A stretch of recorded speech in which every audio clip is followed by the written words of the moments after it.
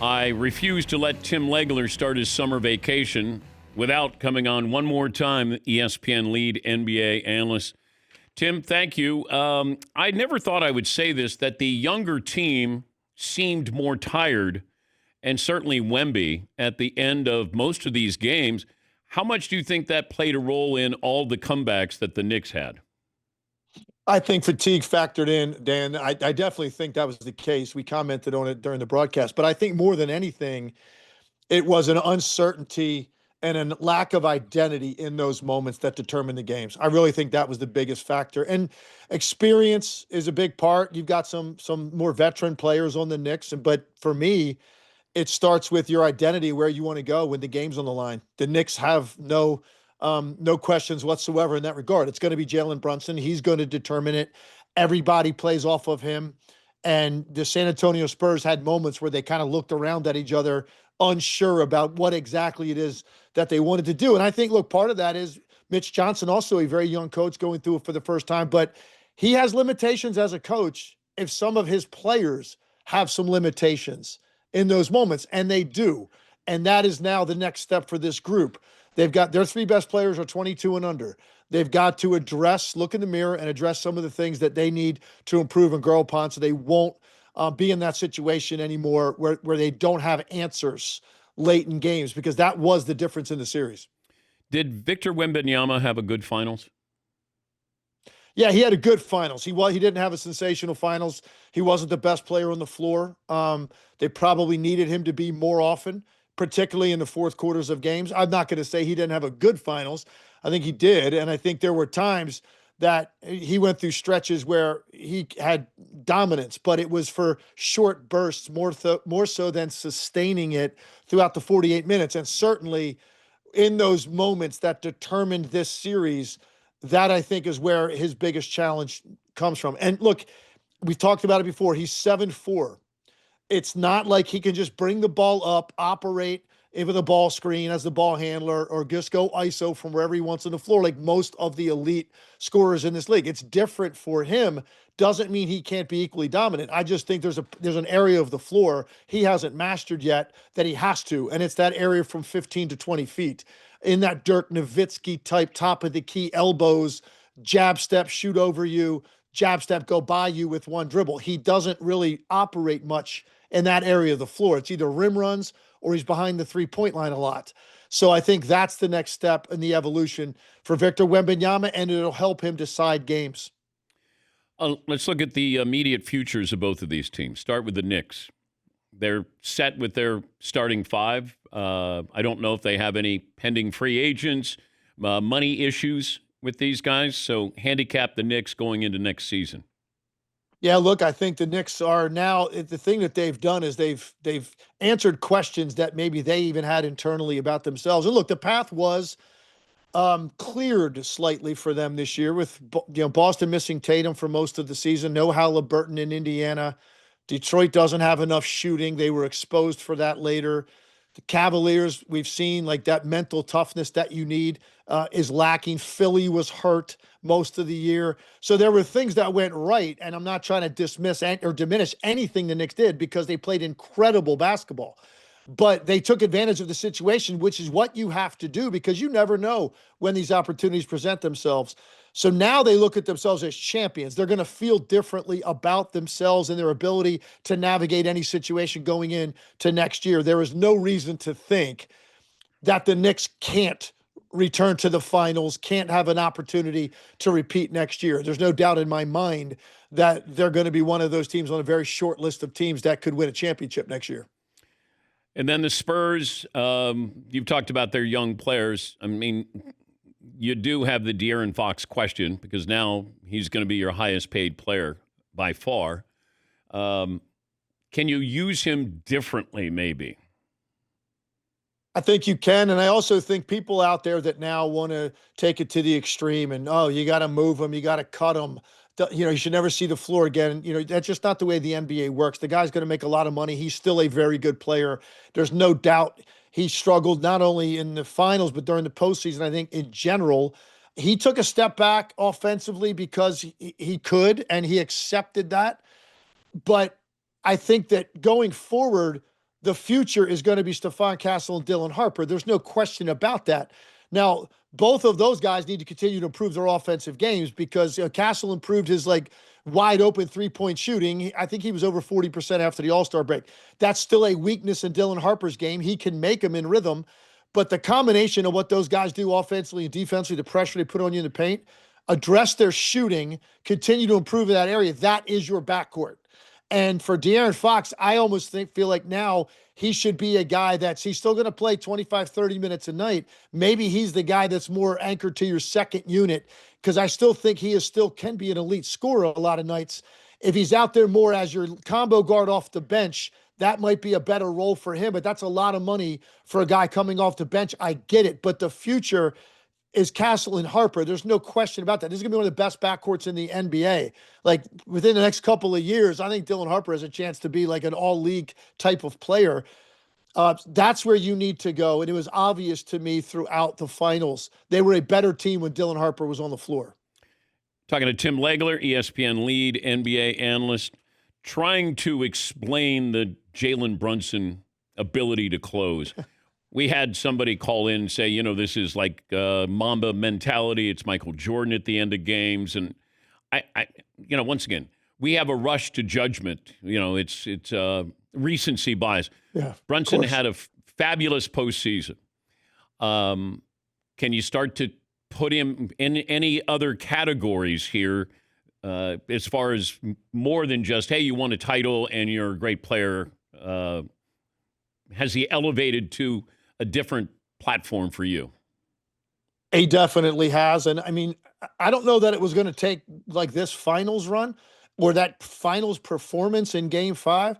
To me, he'd sort of already gotten there because of what he's done here since he got to New York. And more importantly, the way he typically plays in the fourth quarter of games, the way that he takes over games, the fact that he's completely unfazed in those moments in the game that speeds guys up, it clouds thinking. It's difficult to operate with that level of pressure on you that efficiently. He's done that since he got to New York. Really, before that, I mean, go back to college. Certainly, he had a playoff run in Dallas where you started to see it. Now he's at the point where you go, is there anybody else in the league that you trust more with the ball in their hands with the game on the line than Jalen Brunson? I mean, he's literally elevated himself to right there at the top of the list. If you don't want to say he's, clearly the guy, he's certainly on that top 2-3 guys in the league that you want the ball in his hands, because what he has shown you is he has an ability to process high pressure situations in a way that most guys are never capable of getting to. And it's amazing because he doesn't do it with anything that he's relying on athletically. It's all based on footwork, playing multiple speeds, getting you off balance, touch, IQ, strength, you name it. That's what it is, but it's not getting off the ground to elevate over guys. It's not blowing by guys. It's not a crazy handle. It's just an ability to understand where he wants to go, keep you off balance, to prevent you from dictating to him anything. He dictates terms to you, whatever's in front of him. Very few guys in this league right now can dictate to the defense the way that Jalen Brunson can. He's never at your mercy. You're always at his. And that's a very, very, very unique quality to have. I think he learned something from Luka, because Luka does the same thing. He's not blowing by you. He's not jumping over you. He has ability. Kawhi had this ability where they kind of create the tempo. You go to their speed. And I can't help but think that when Jalen was there in Dallas, watching what Luka was doing, it's basically, I'm going to control the tempo as well. I'm going to play the angles. I know what I can do and where I can do it. You just have to try to figure out getting there before I do. He has a quality, Dan, and look, you're not comparing him to players because they're all so different, but there are guys historically in all sports, not just basketball, that have that quality of certainty. And man, does that mean a lot to a team. When your best player is that sure of the moment of themselves and their ability to operate in those moments and be able to see things at the same speed that they do all the rest of the time with the game hanging in the balance is an incredibly rare quality that the greats have had in all of the team sports that we watch and cover. And even individual sports like golf, we see guys that have that ability, that laser focus ability to be so sure of themselves that you basically take any self-doubt out of the equation. Now it's all muscle memory. And that's what Jalen Brunson has gotten to. He's just in that place where when you need to have it, he's going to deliver because he's that certain of the outcome. It's really fascinating to watch. And he put on a game, he put on a show on Game 5 that we're going to be talking about for years and years and years to come. And that series had moments, obviously, that we'll be talking about that are iconic. 50 years from now, they'll be showing the OG Anunoby tip-in as the open to the NBA Finals. There's no doubt in my mind. Yeah, Isaiah Thomas had this. Smallest guy usually on the floor, but he had that confidence and wanted the ball, game on the line. And, I mean, there's something about that. It's your DNA. There are just certain guys who are made for those moments. I still don't know why San Antonio didn't double Jaylen Brunson. Like, I never, ever want him to beat me. I know he's the only guy on the floor who can beat me. He's the only guy. Talked about it repeatedly, and you never give him the same look all the time. And so you got to mix it up. Sometimes you blitz them, sometimes you don't. Here's what I felt like I saw at San Antonio when they got leads, and they had double-digit leads in every game. Yeah. When they got double-digit leads, they got so conservative with their approach to him because they did not want to give up three-point shots. I just didn't understand. The guy had almost half of their points in a closeout game. You had to go. OG Anunoby wasn't in rhythm. Mikal Bridges wasn't really in rhythm. Karl Anthony Towns had 2 points in the game. They weren't getting anything off their bench. You have to force that ball out of his hands and see who else can go make a play. And then you can always adjust back. But to repeatedly have that much faith in your individual defenders that they can handle him one-on-one because you got Wemby back there, he's not trying to get all the way to the rim, typically. He's trying to operate in that mid-range area, and that means one guy's not going to be able to handle that. I know. Unless you take it out of his hands. So I agree with you, and I said it repeatedly throughout the broadcast. That's how I'm the same. Like, I wouldn't want to go into the summer playing against that team knowing I didn't force that to happen. And maybe a team gets in that situation next time around, you're going to see something different. You can't give it to them the entire time, because then it's too easy to draw up a game plan to pick it apart. But they didn't, to me, take the ball out of his hands enough in Game 5. Since I won't be talking to you for a while, if you could put Giannis in Boston or Miami, which appear to be the two front runners, which situation makes the most sense? Man, Miami to me would be, that would be more interesting, because I think that would elevate them immediately to a team that can contend.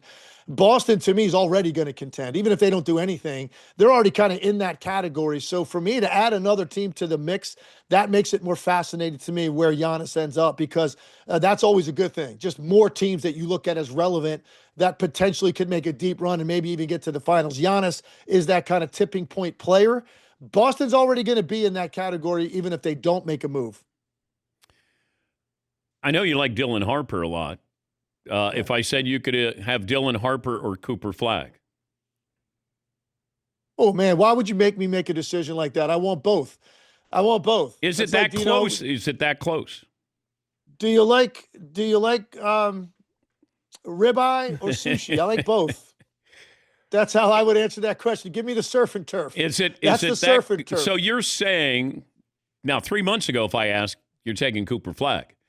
I would say, listen to me, I would probably lean Cooper Flagg right now, because Cooper Flagg to me this year demonstrated more overall versatility in his game. He had more on his plate, honestly. Dylan Harper was playing on a great team, so he had a more defined role, certainly throughout most of the regular season. Now that expanded into postseason. I think both of these guys are going to be all-league players. I think both of these guys are going to be the type of guys that could be the best player on teams that can contend down the road. But right now, as we sit here, Cooper Flagg has demonstrated he's just got a little bit more well-rounded versatility, and obviously he's bigger. So that always is going to help. But I have no hesitation in saying that I think Dylan Harper not only is going to be an all-league player, like a first-team all-league guard down the road. And I don't know how long he stays at Wemby in San Antonio, but at some point these guys typically kind of want to be the best player on their own team. If that gets to the place down the road, I think Dylan Harper is going to be that good that he can be a top-flight guard that can lead a team deep into the postseason. Great stuff this year. Thank you for being available, Timmy. Always, Dan. Anything you need. Tim Legler, ESPN lead NBA analyst.